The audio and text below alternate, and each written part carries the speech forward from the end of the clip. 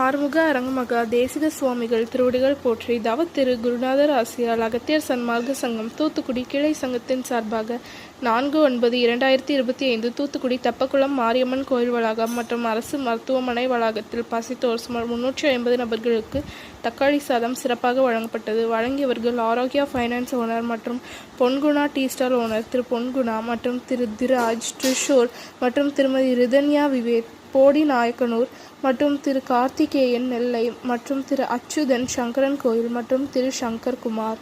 அன்னதானத்திற்கு பொருளுதவி செய்தவர்களும் தொண்டு செய்தவர்களும் அவர்கள் குடும்பத்தாரும் எல்லா வளமும் பெற்று சிறப்புடன் வாழ வேண்டுகிறோம்.